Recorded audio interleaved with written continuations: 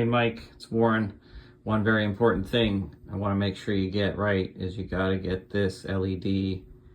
It's very important you get the timing of that. Okay, I hope you appreciate this because it took me a few minutes to do, but I spelled boobs. I'm Mike Dimas, and this is Pinball Shenanigans. Okay, back in the basement for some more Quicksilver. I just posted this latest episode, the last episode, number 13. When did I post that? Not that long ago, like a matter of hours. So there might not be too many comments, but let's go over them in the new Shenanigander tradition. Let's see what we got. Hopefully it's been better with the whole like zoom in, zoom out thing now that I put the camera on a tripod and put the flash on. It seems to, as long as I don't do this and fudge with the zoom, then we should be okay. All right, what do we got? We got James Allen. Merry Christmas, Shenaniganders. Gonna do some work on my Bally Playboy. Hard topped and complete top side newness. Awesome, that sounds like a great Christmas project, and the hard top on the Playboy I'm sure will look amazing. What does my AI generator say? Sounds like fun. I'll have to check out your Bally project. Okay, we got Anthony Presley says, great stuff, thank you very much. Big Mike says, classic pinball machine. Heart, great job, and thanks for the video. Well, Big Mike, I am glad you enjoyed it. We got Bjorn's Shilling. He says, the coin lockout coil works the other way around. It's always engaged if the machine is on and lets coins go through the cash box.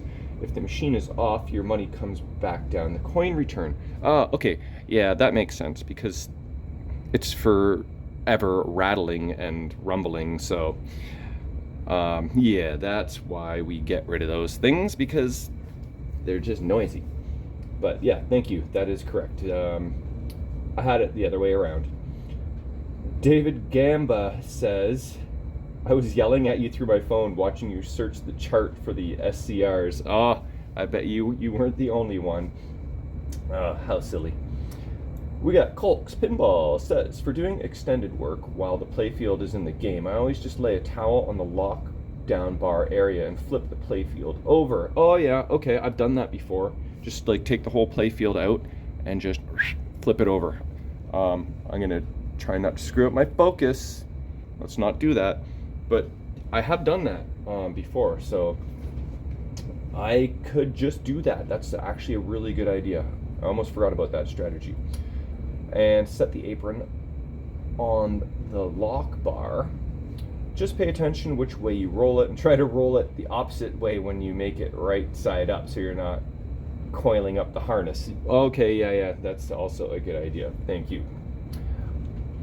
That's an amazing trick. I'll have to try that.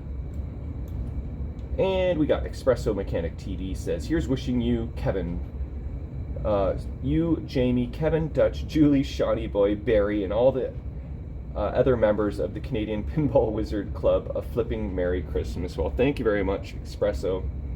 That's much appreciated. Well, it looks like I covered all of the Quicksilver comments, so let's get to work on my solenoid driver board. Okay, here's where I'm at today. I pulled out the solenoid driver board because I thought I was going to hit up the electronics store, maybe get a new R51 resistor, because that one, I did replace that one, but since there's other components that are bad, it's starting to burn up again, so I was going to go get another one. So I had to like do all this testing before leaving the house, so I didn't record anything yet. But I forgot, the electronics store is closed on Mondays, so it didn't really matter. But I did test these 3 transistors, which are the main suspects in my high voltage section being shot. And 2 of the 3 tested what appeared to be bad. The other one seemed okay. I think this guy was okay. So apparently these are getting very, very hard to find, but there is a substitution that you can use, like your kind of standard looking transistor. Actually, I can show you that because I noticed that Brent, my board guy, rebuilt the entire high voltage section on this Magic here. There's the replacement, BUX85G, I think that says. And as you can see, every component in the high voltage section looks like it was replaced. So that is a beautiful thing. Even the potentiometer, you got a new window on there, a new sticker, a new capacitor here, 5-volt filter cap.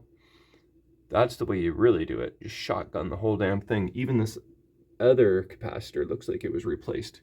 I am not going to do that. I'm going to let things up. Actually, Clay Harrell, the master pinball repair guy himself, he said, check on these 3 transistors, replace whatever is shorted. And the other thing you can check on is this, I think it's VR1 Zener diode. I think he said Zener. I always thought Zener diodes were the ones that look like this. I never called these kind Zeners, but I think it is referred to as a Zener. And this is, he says, test this. It's a 130 volt Zener. It tested fine. And then he said, check on these guys and just replace whatever's bad. That's the strategy I'm going to go with. And fortunately, probably pre-COVID, we're talking like 5 years ago or more or something like that, Corey Cook of London Pinball and myself tag team on an order. And this is what we got. I got 4 new transistors, the 2N3584s, and looks like friggin' 20 of these guys, which are 2N3440s. Then also in my stash, I found like a few used ones. Actually, this one is new. A couple of them have legs cut off. Is that the correct length to be new? Let's compare to this guy. Yep, that's the new guy there. And then, you know, no, that looks like new. You can tell used because you can see the marks where the lock washers were. Those are a little short, I think. I don't seem much shorter. Anyway, as luck would have it, I happen to have all these transistors in stock. And I do have a million resistors, just not very well organized. So I could potentially have the 22k ohm half watt resistor somewhere in stock. But it could take me an hour to find it, so it might just be easier to wait till the store opens up tomorrow and spend the 50 cents or whatever it is. So, oh, and also while I was out, I stopped off at Corey's place and look what I got. 20 more of these lamp sockets for the lamp panel, which means I have what I need to bring this over to Kevin's. Got all the lamp sockets and I got my wire, so I was afraid I was going to have to order them and wait for a while, but Corey came to the rescue. You are my hero. Thanks, brother. Now I don't have to wait. I can just get this going, except for the fact that it's like Christmas and Kevin might be busy. So I'm going to work on solenoid driver board right now. Kevin's probably working today, so I don't think this will happen today. And tomorrow's Christmas Eve, so you never know. I might hit him up tomorrow. We'll see. He's always busy in the Graisley garage, so he might be available. We'll find out. Oh, and one other good thing is that this old Kings of Steel lamp panel, I've deemed that this wire harness is pretty hacked up. That's cut off there. And then someone else did a bit of a hack job here. I thought maybe it could be of use to someone and maybe I'd sell it, but I don't think anybody wants this piece of crap. So that means I have all this wire that I can use, which should come in handy for this guy. So things are starting to come together. So I am going to replace this and this, and maybe take a brief look for a resistor, because actually I was at storage today and I was looking for a Gottlieb System 1 MPU for Mr. Dan Shattuck, because he screwed up and broke a leg off one of his spider chips, and those are darn near unobtainium. But at storage I found I've got already 10 times this amount of resistors, but I found a whole bunch more. I thought that said 22K for a second there. That was close. But, you know, there might be what I need in here. Even if I want to replace other ones. Really should organize this. Ooh. 0.220? But, see what I mean? It's definitely a mess, but I might have every resistor I may ever need. I just need to spend hours looking for them. Anyway, that's where I'm at. I'll be back. Okay, I've replaced all 3 transistors. So I thought I was getting bad readings on all of them. But for fun, we're going to test them out and see what we got. So, I think this is a good one. And I think is it like this? Got one on that side, that's nothing. One on that side, that's nothing. Is it the other way? What do we got here?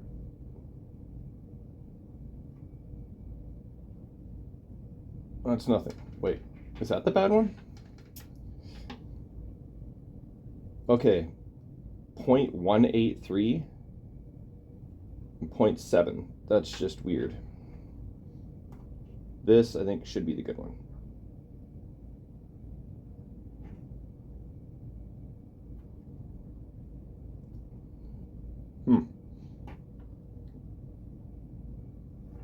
I was getting readings before. What's happening now? Come on, stop fighting with me.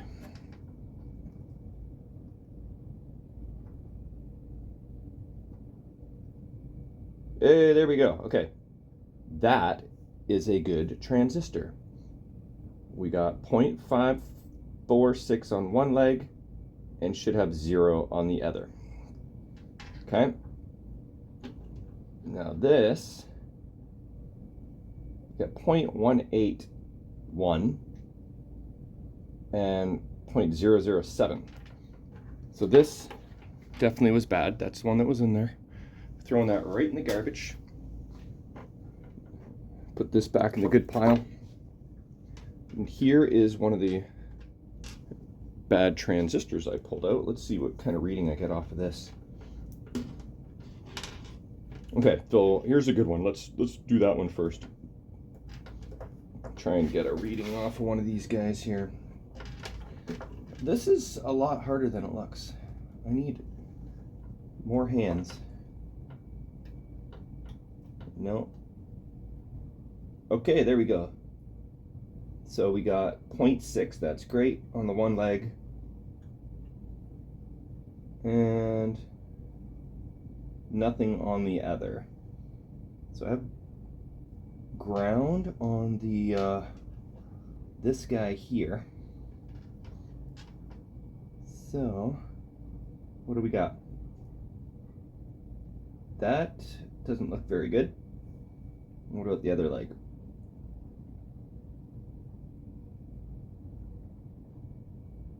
So that is not cool.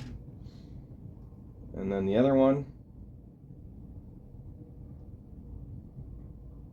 nothing. Okay, so I want to give a big shout out to Dave Still.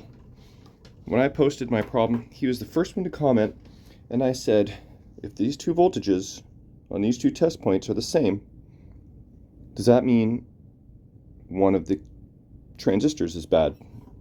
Dave replied immediately. He said, all of them are bad.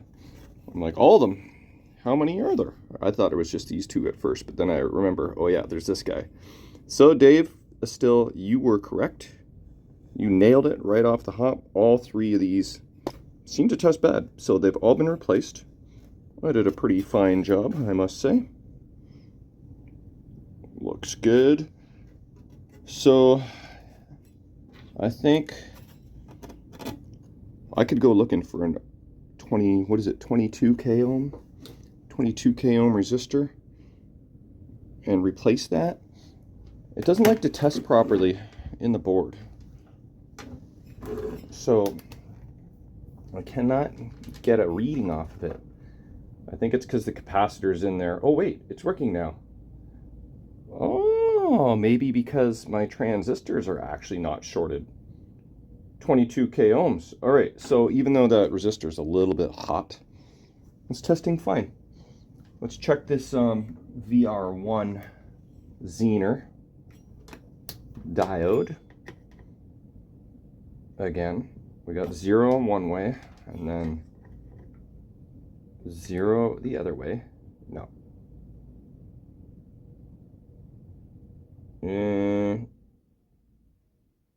Jumping around a little, but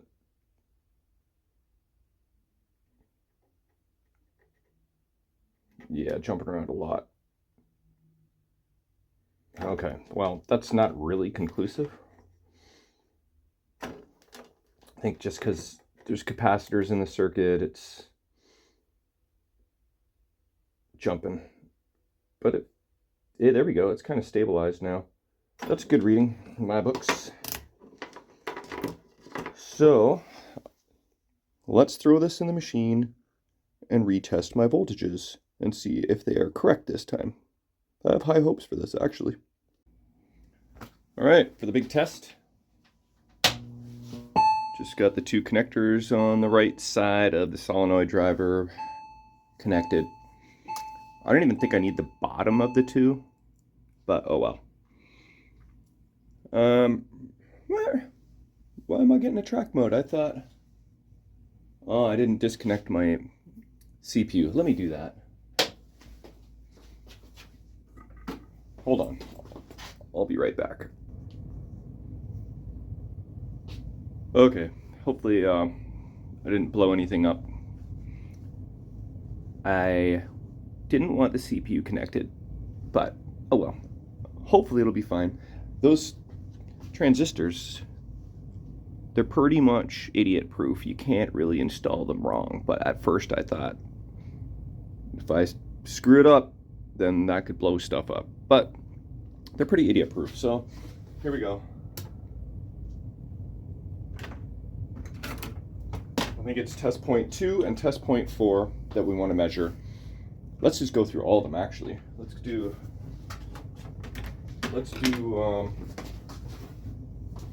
our reading glasses. And test point 5, probably around 15. Yes, that's good.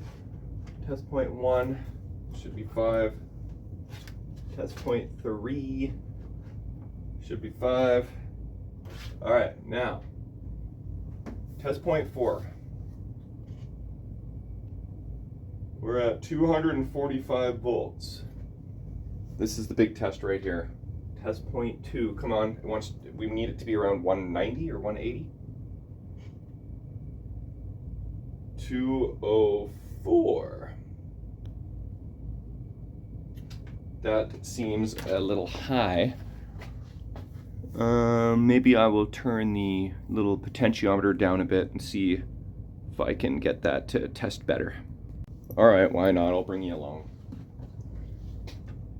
Okay, let's turn this down. I don't know if that was up or down. Ooh, getting closer.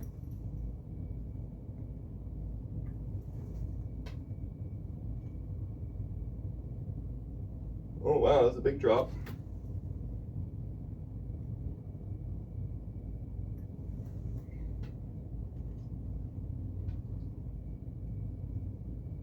$185-ish. and 245. Boys and girls, I think we fixed the high voltage section.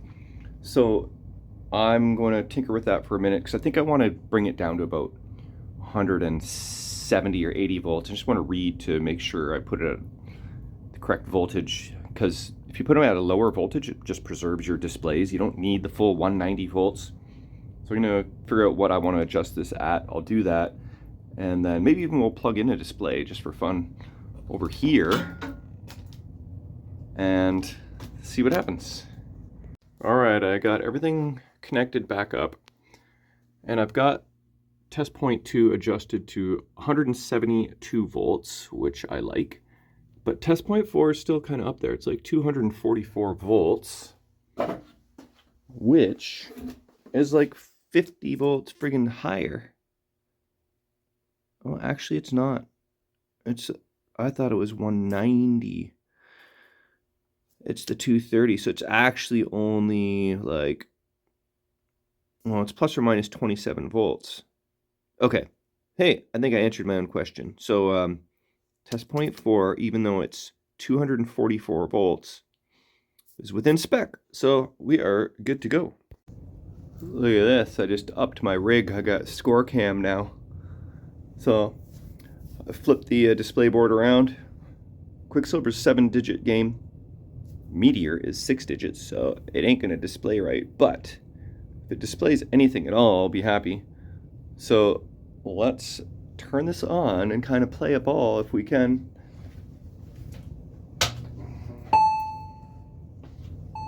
Got my ball installed. Let's see if that drop target falls down.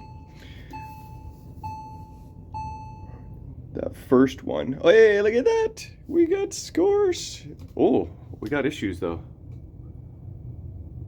Or maybe that's just garbage on the memory?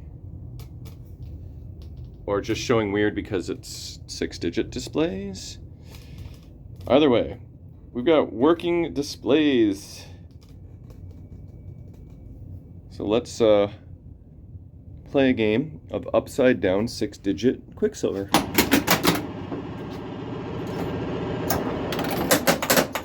The ultimate goal is to spell boobies.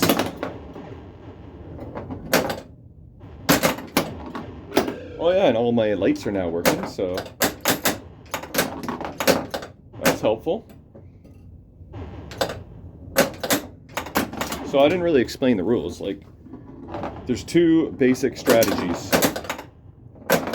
One is spinners all day, but in order to light the spinners, you have to hit the opposite in lane.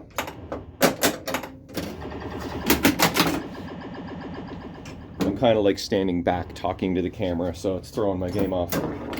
I always have a pretty good excuse when I train, so gotta have one on hand at all times. So if I hit this in lane, it'll light that spinner. If I hit that lane, it'll light that spinner. And then you're allowed 1 solid rip at it. And then if you like buff it and you just spin it twice, then it turns off. Or if you rip it, it turns off. You just get 1 crack at it. So you want that crack to count. I'm trying my shatzing, but not working very well. I think it might be because these are fresh rubbers and maybe a little thicker than your average. Oh, there. That's how you do Quicksilver. Right there. Right in lane. On the fly, spin a rip.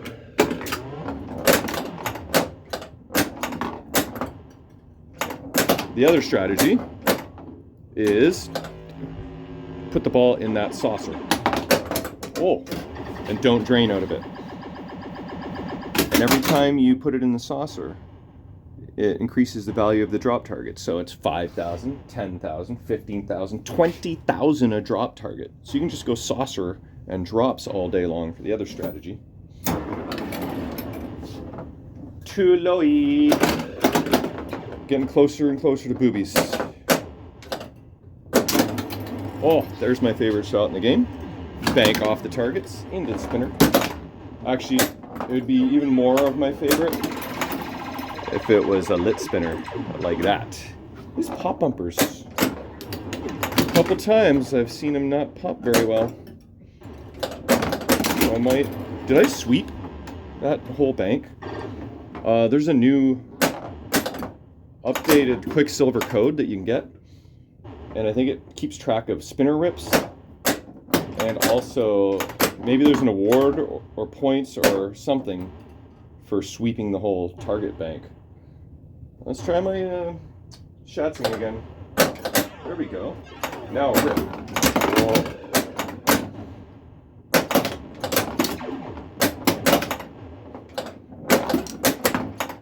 How about another saucer, actually?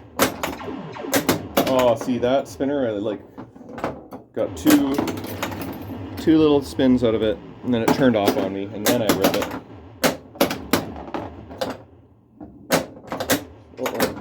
I think this is my last ball.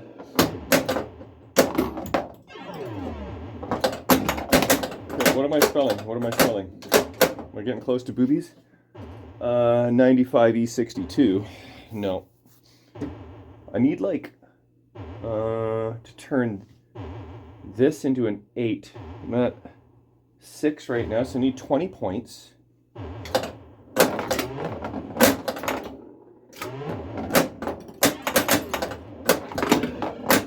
Okay, let's try and get a saucer. Let's oh, okay, I'll take a right spinner. And if you spell Quicksilver, good things happen. If another ball comes out, then I've got to change my settings. Nope. Okay, we're good. All right, so what did I end up spelling in the end? Le sixy. That's what I'm calling that. So that's pretty sweet. Displays are working. High voltage section is working. And now for the most challenging part of the whole project is swapping over this wiring harness, but I need Kevin for that, so I gotta see what it is that I'm going to do next. Okay, I hope you appreciate this, because it took me a few minutes to do, but I spelled boobs. Alright, just been doing some play testing and marking down anything I find. That saucer kick out is a little right down the middle, so I might adjust that a bit. I did lube the spinners, and one of the things I noticed sometimes when I was holding up my right flipper and the ball hit it, it would kind of like give a little. So first thing I did was check my end of stroke switch, and I've got it adjusted just to make sure that when closed it's nice and tight, although it only happens when the flipper's held up. So then I thought, well, maybe it's more like the cabinet switch, and they're pretty old and crusty. So I went to like go file it, and if you see, that contact is spinning, and I don't like that. So I went digging, and I found two brand new Bally cabinet leaf switches. So I think this machine deserves these, and gonna install those now. Okay, here are the old switches, and they were in pretty rough shape. So I actually think that that might have been part of the reason I was having a hard time tap passing, because these contact points are just garbage, and you need to really make good solid contact to get any action, and that is the opposite of what you want when you're trying to do your tap passes. So now I can just do a little, I think my tap passes will work better, but doesn't that look much better? And same thing for this side. I got it gapped nicely, and it is looking good. So that's a nice little upgrade, and not sure what else I want to do.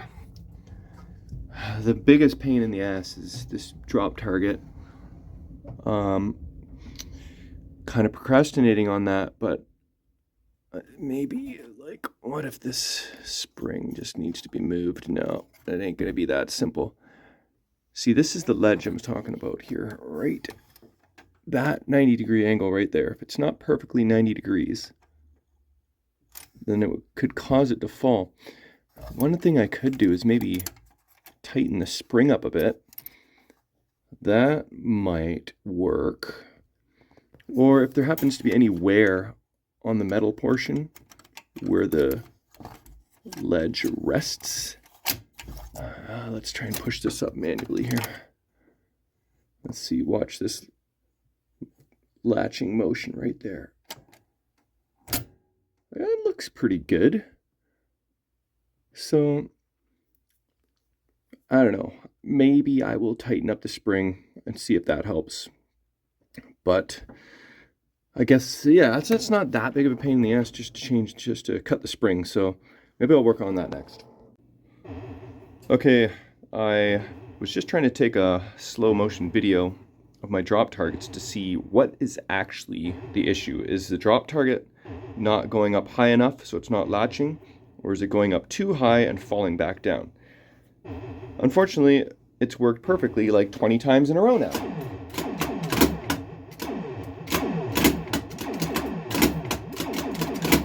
So obviously I can't fix something that's working. I'm sure it'll rear its ugly head again at some point. But check this out. Not that. See how that's nice and solid? The other flipper was giving. Now, check this out. Still doing it. Son of a bitch.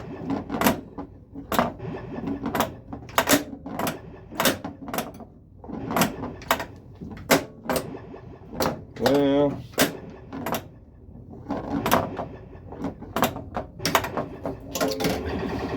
I thought it was better, but maybe it is slightly improved, but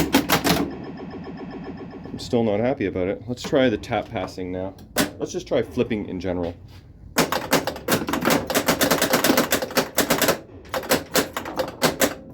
Feels good. I like my gap. My gapping seems good. Depress in the flipper button. What feels like the right amount to get your flip happening. Now, oh, look at that. Let's try the other side. Oh, all of a sudden I can shat. But that has nothing to do with the cabinet buttons. But the tap pass might. So let's see if I can do that now. Hey, get back down here. Okay, here we go. Tap time. Not quite. A little much.